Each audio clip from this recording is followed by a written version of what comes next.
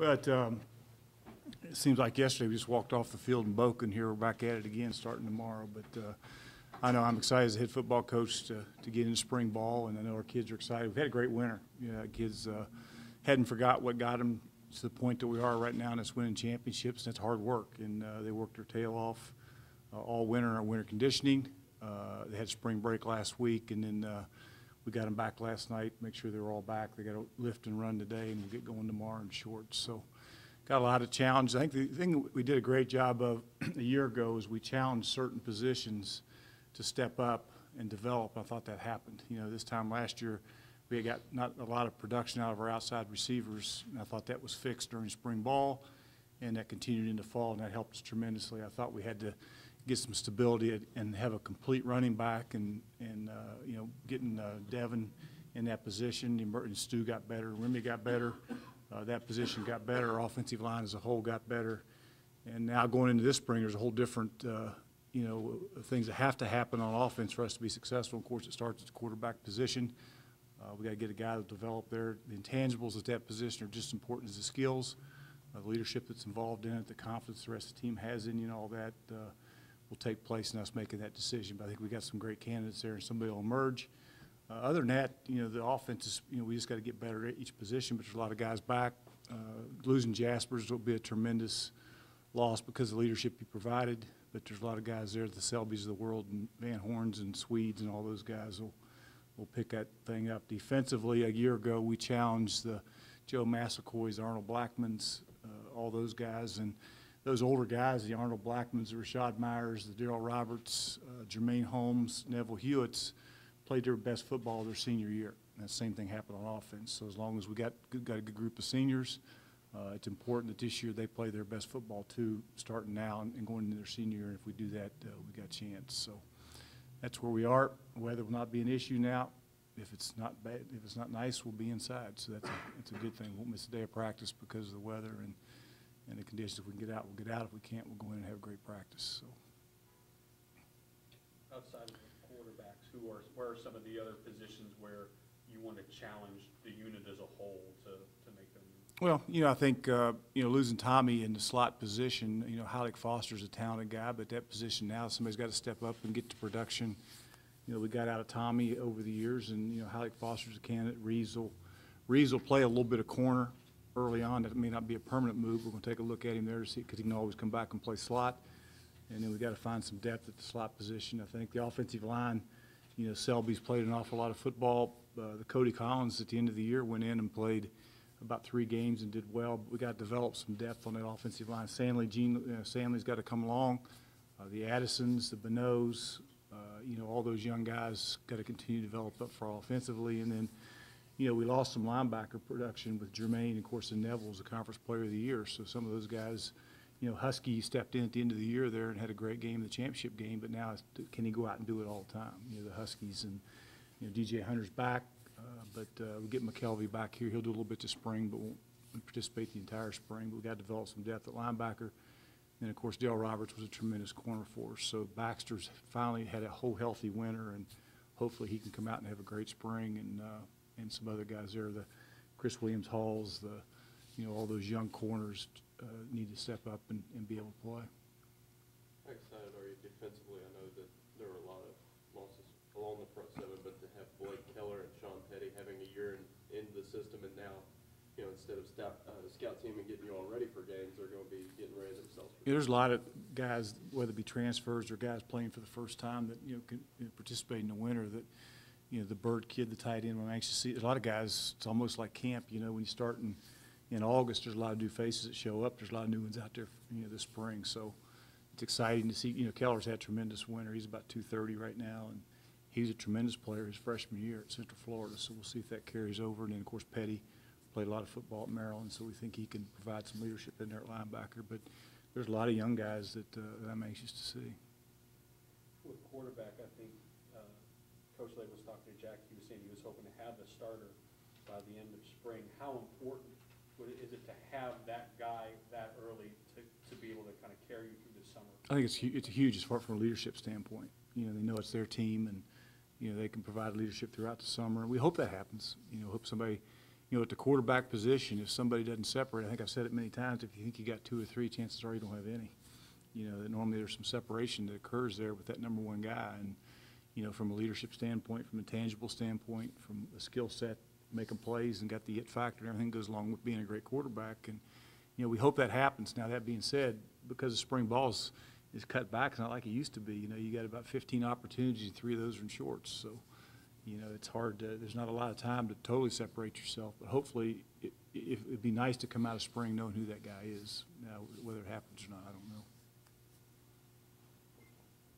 Coach, what kind of balance did you get from the season that you had in terms of recruiting, national notoriety, things like that? It's been a pretty good offseason. Yeah, it's been, you know, I think any time, and just like we said a year ago, you know, when you win that bowl game and, you know, you got a great feeling coming out of that bowl game, and, you know, you got a little bounce in your step, and the food tastes better, and, you know, they understand, you know, that hard work will get you where you want to go, you know, and that's, you know, 2 years in a row we've been in that championship game, and of course won it this year, and there's no doubt our guys have a lot of confidence. They feel good about themselves. They understand that the plan to win works, and that hard work got us to where we are, and that can't, you know, we can't get complacent and think it's just going to show up and it's going to happen. You got to continue to do what got us there, and that's go to work every day and get better as a player and get better as a team. No, Devin had, you know, procedure done during the downtime. How limited is he going to be, and is it? Well, you know, where you don't really care because you know who he is. No, you care. I mean, you can always get better. But there's, you know, Devin, Remy, Corey Tyndall, they all had a couple, you know, some minor surgical deals that they won't be full contact. They'll be out there all spring. You know, the individual part, taking care of, you know, we had a lot of guys like that last year, if you remember. There was some red jerseys running around because of the labrum surgeries and some things we had. So didn't have a lot of it, but we got 4 or 5 guys. It'll be limited to an extent, but that happens. I mean, that's part of it. And I think because of our strength program, we've been, I mean, I can remember 3 or 4 springs ago, half the team was in red, I think, out there, and that's not a good thing. So, you know, now it's 4 to 5 guys are going to miss a little bit, but not a lot, and that's a good thing. I think that's a tribute to Scott and what he's done in that weight room and development of our players. What do you see from Selby? I know that every time we, you know, have interviews in here, we would see Selby and Jaspers coming in together and things like that. Is that one of those situations he took him under his wing and sort of molded him into that role? Yeah, there's no doubt. I mean, you know, and I've said it a lot of times, a year ago, 2 years ago, whatever it's been now, when the team takes ownership, when the players take ownership in that team, and that starts to happen, you know, you have a chance. And to watch what Jaspers did with Selby, and now to be watching what Selby's doing with Dowry and Cody Collins and some of those younger guys, Devers, you know, he's doing the same thing for those guys. And it's fun to watch, and watch Van Horn, you know, what he's doing with those younger guys, holding Sandley accountable and holding Beno accountable for what they do. You see it in the weight room, you see it in skill development, and, you know, when that starts to happen among your positions and among your team, you know, you got a chance. And, you know, we got a good group of seniors this year coming out now too. So they'll and again, it's not only the seniors. Corey Tyndall was a great junior, played a lot of football, and a lot of young guys that. But it's fun. As a coach, it makes you feel really good because they've bought into what that program's all about, and taking care of the young guys and holding them accountable, and helping them develop as young players. What do you like about Selby at the center position? Well, you know, he's kind of the rock of that. You know, that's what Jaspers brought to it. You know, he just, you know, everybody had confidence, and Cato had total confidence in Jaspers, and everybody knew the toughness he had. He brought to the position, the intelligence he brought to it, and if it wasn't right, Jaspers was going to fix it. You know, and he did. And Selby's the same kind of guy. You know, I don't think I've ever coached a tougher kid ever than what Selby is. I mean, he plays with everything, and he's like Jaspers, but he's a tremendous kid that will do the same thing that Chris did. No, you know, Van Horn, you know, Sandley, again, Sandley's had a great winter, and he's a talented guy, so I think he's a little bit more. Van Horn will get mad at me, but Sandley's probably a little more athletic than he is. But you know, Van Horn's, you know, really solid in there. And I tell you another guy, Eric Ainsley, who's had a tremendous winter. I mean, he's in, you know, you watch how guys, and again, it's fun as a coach to watch. And you guys have seen Mendelson, the development of Mendelson from the time he walked on campus and until he ended up starting to play a significant role, and then it was, you know, did a great job for us, and starting throughout last year. And you know, Ainsley, nobody thought he could play, you know, for about this is his 3rd year now. Now all of a sudden he looks like a player, you know, and so especially at that offensive line position, and Alex does a tremendous job with those guys, but to watch those guys develop and come along, and it's fun to watch. So, you know, we got Ainsley that's had a great winter. Sandley has, you know, so a lot of those young guys, you know, are ready to step up, and we don't expect any drop off. I don't expect as a head football any drop off at any position. You know, I expect us to be, you know, great again next year. That's what it is. It's what it's all about around here. You know, we expect to be a really good football team every time we take the field. So the offensive liner cannot be a drop off, and not just there, but at every position, somebody's got to step up and get it done. And I tell you what happens to you when, you know, when kids leave and graduation, those guys walk out of here. It's amazing how some of the other kids respond. And a lot of them become better players than what you ever thought that they could be, because now it's their shot, and they understand that they'll be held accountable for the way they play. Could you address the kicking situation, kickoffs and place kicking, and Yeah. where things are there? Yeah, Nick Smith, and of course, there's not really a starter or a backup right now, but Nick, if we had to kick tomorrow, would be Nick Smith. Amaretto Curry, who didn't do anything last year, was redshirt, is healthy now. So what we're going to try to do with Nick, what we're going to do with our kickoff, or not our kickoff, but our extra point and field goal deal will be Nick and Amaretto starting out this spring. Kari Vedwick has got a tremendous leg, but we're going to take this spring and just try to focus on him being a punter. You know, with Tyler being back, you know, we want him to see, because he's got a tremendous leg, and he can, but he's just inconsistent. So we're going to work. Todd Goebel has spent a lot of time with a specialist when he was at Ohio State, and he's done it throughout his career. He's going to try to develop him as a punter only this spring to see if he can do that, because he's got the ability. If we can just get he's more consistent. And then, of course, Tyler's back at the punting position. So, you know, feel good about it. You know, Amaretto was one of the best kickoff guys in the country as a freshman, and the leg hadn't changed. So he'll be fine. And Nick, I thought, you know, going into last season, you guys remember during camp, I mean, Nick had just about had beaten Haig out, to be honest. And then Haig had a tremendous last week. And you get mad at Haig in practice and got mad at him in games at times, but all he did was win games. You know, when it counted, Haig. And that's what I'd rather it be that way. I mean, Haig had that it deal, and what he did in that championship game was unbelievable. I never thought he'd kick like that. So when you're a kicker, that's what counts more than anything else. Is can you make it when it matters? And that's something we'll put those guys in positions this spring where hopefully there'll be a little heat on them and pressure on them and see how they react. With all the departures and arrivals, like offensively, do you feel that this offense is going to evolve, that there may be a greater focus in one area, say run versus pass, or do you feel that it can remain the way it has been, even with some new personnel and some piece spots? Well, you know, I think, you know, I don't think there's a lot of, the running backs are back intact.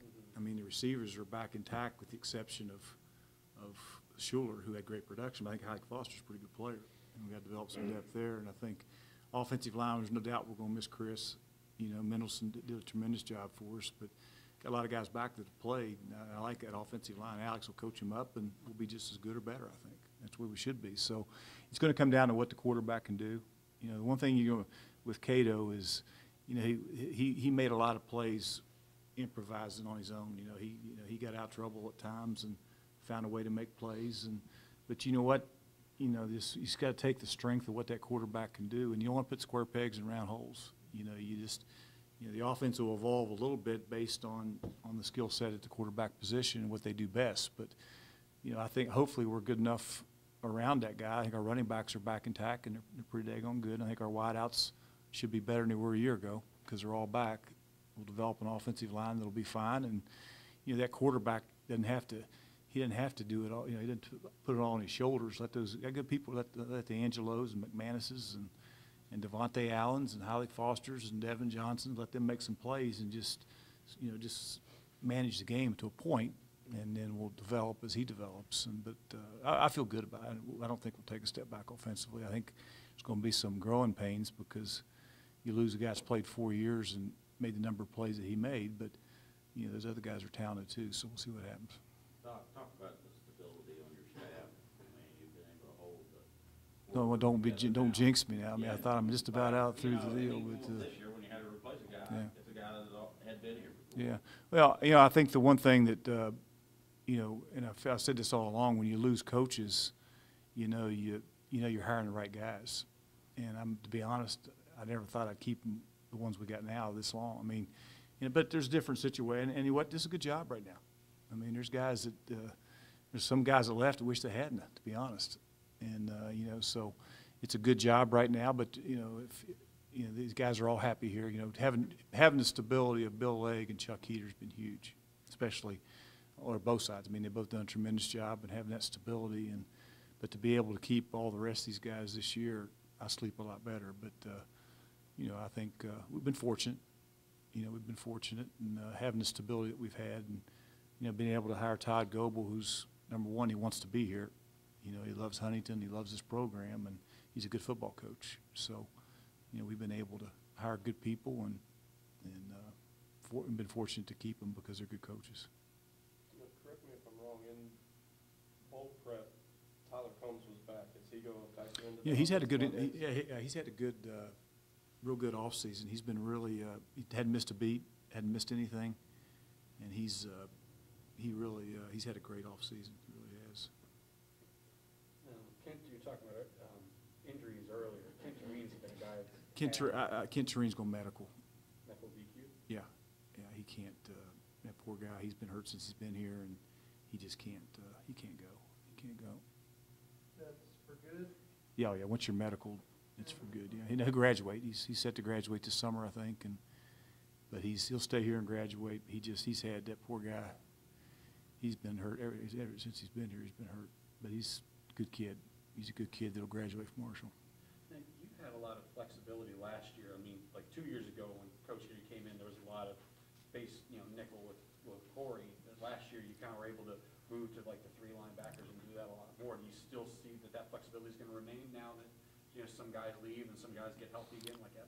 Yeah, I think we'll be, like I said, I think we got good players, you know, on defense. And we lost some really good players. You lose a Rouse and Rashad, and Arnold Blackman had a tremendous senior year, you know. But we got good young players that, you know, we got Keller now's there at the end. You've got, you know, Joe Massaquoy's become a good player. Mons Daniels continued to grow up, and Gary Thompson's back. So, you know, we got good players there. I'm sure I'm leaving out somebody, but, you know, I think, again, you know, when you develop your defense, you know, you kind of do what your players can do too, like we talked about on offense, and you take advantage of the strengths. And DJ Hunter had a tremendous year. He's a little bit of a cross between a nickel and a Sam, and there's not a lot of difference in him and putting a nickel in there. So, you know, we had the ability, we played a little bit more 3-down stuff with him in the game, and also played some base defense with him doing some of the same thing we did with nickel. But, you know, we got some good young players I'm anxious to see. You know, Rowe had a tremendous freshman year. You never would have thought that, but he played really well. He's a talented guy. Chris Williams-Hall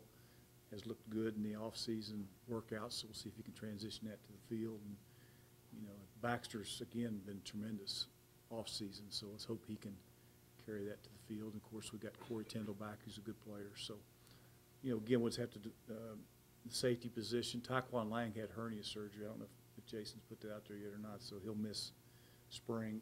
And he's had some personal issues, but he's part of the team. He just won't practice this spring because of his hernia and operation he had and a couple other things, but he'll be fine. But the rest of them, I think, are all out there. Might you challenging Gary Thompson to be a better word? He needs to. He started playing really well, and then, of course, he had that deal at Old Dominion when he got hurt and came back and, you know, did some good things. But, you know, like I say, those other young defensive ends, you know, have played well. And got a couple new guys. The Dozier kid just got in there. He has had a good offseason. So hopefully Dozier and Dews, and we can add all those guys to the mix. And I think we'll be deeper at the defensive line than what we were a year ago. You know, you add Tamel one to the mix and a couple of those guys. I think, you know, we lose a Rouse, who was a tremendous player, but, you know, you're going to add some guys in there. I think we'll have overall more depth there than what we had a year ago. How big are the shoes that one corner has to fill that Darrell's gone? And did we maybe underestimate how big those shoes were when you kind of looked at the final evaluation of it, how many passes he broke up, how many passes he intercepted, and plus the other numbers when you look at his pro day numbers, just how good he was. He was not only he was a great kid. You know, he was a great kid that grew up a lot and became a great leader for us. And, you know, if you notice the way we play those guys, we play a short corner and a wide corner, and Darrell was always into the boundary, and those are the guys that get all the action. You know, so I'm sure we'll flop Corey. Now, Corey won't get, he had elbow surgery, so he'll be out there for the individual and all that. But, he'll work at the short corner position when he's available and to try to take some of the load off. But Darryl was a tremendous player, and you know, he could match up and play one-on-one and take away the easy access throws. Was a good tackler, was physical, and you know, I was just proud of the way, you know, you watch these kids and the way they take care of their business and then show up at pro day and accomplish what he accomplished. And you know, it's great to see good things happen to great kids. You know, he was a kid that graduated on time and took care of his business, and he's gonna make some money playing this game. So he's just proud. But to replace him and him and Rouse, I mean, they're just, you know, what thing about Rouse, what Rouse did for you, he's so disruptive in there that sometimes his stats didn't show up on the stat sheet, but a lot of the other people got stats because of Rouse, because of the attention that Rouse got from the offensive line and people throughout the country. So it's fun to watch those guys be successful. And I mean, we watch, I guess, into that pro day, Rouse bench pressed more than anybody else at the combine did. And of course, Darryl's numbers would match up pretty well with about any corner that went to the combine. So, you know, maybe people start taking notice that we got some pretty good players running around here that can play, and maybe we'll get a guy invited to the combine someday. And from what you've seen, do you see the corners kind of getting mentally ready? I know you haven't been out in the field yet, but kind of you can see kind of in the back of their heads, like, all right, now it's my turn to be Darryl Roberts, or try to be Darryl Roberts. Chuck Heater will make sure they understand that, and Chuck will make sure that that happens. So to answer your question, Chuck will make sure they understand that somebody, and they have to. You know, our defense, if you start to build our defense, it starts at the corner position. You know, when you talk about what we do defensively, it starts at the corner position and moves into the nickel position, you know, because of the press coverages and everything you got to be able to play. And then you build it outside in. So it's all predicated on what those corners can do, and can they make plays, and can they take away the easy access throws, and at the same time, can they defend the vertical threats. And we've been able to do that pretty well the last couple of years, and we gotta have people that can do that, or we can't be successful on defense. Talk about you've had it almost a year now. You had it in the fall, you've had it in winter, you've got it to work in the spring, but the difference it's made maybe going into the spring to be able to have that indoor building where kids could go in, run, work, and the things they couldn't accomplish before. There's no question, Woody, and you know what we're allowed to do now. See, is we're allowed. We can't have balls, but we're allowed with the skill development part of it. You know, 2 days a week. Once signing date's over, we've got these kids 3 days a week that we actually coach them. You know, which is huge. And then out Wednesday, you know, we start on a Tuesday and they get their weight work in, and then at 4 o'clock we go in and do our competitive agilities and our skill development and all that. And you can imagine what February and was like around here. I mean, I don't think the whole month of February we could have got outside. If we could, it wouldn't have been worth a darn. I mean, we wouldn't have got a whole lot accomplished. But then we come back and do the same thing on Thursday. Well, then once we leave the field on Tuesdays and Thursdays, those quarterbacks, receivers, and skill kids, the balls come out. So those guys are out there throwing balls on Tuesdays and Thursdays. They never could have done in the past. And then on Wednesdays we do our 5:30 a.m. mat drills at 4 o'clock. That is reserved for our kickers, our punters, and our skill guys. So they go in there on their own at 4 o'clock again, you know, and they take the balls in there with them, and they can do things in there 3 days a week that we've never done. And Scott, as far as development's concerned, can take them in there and run them and do things that we just weren't able to do. So to answer your question, it's huge. And I tell you, the amazing thing is that everybody that walks in there just can't get over, and I'm talking about pro scouts, and, you know, we've had visiting coaches, you know, come in here from all over the country, and none of them says I've ever seen one nicer than what we've got. And again, that's a tribute to Mike and Chad and everybody that was involved in getting that thing built, because it's not only, you know, it's not only productive from our standpoint, but there's not a nicer one in America what that is. You guys have a couple of non-Saturday games. I mean, you had one last year, but it's Thanksgiving break. Now you've got one mid-season. You're starting the season on a Sunday. Because it's just one day and it's not going to a Thursday or a Wednesday or a Tuesday like the MAC does, does it alleviate some of the issues that come with having to cut a practice week short because it's just one day instead of 2 or 3? You know, you don't.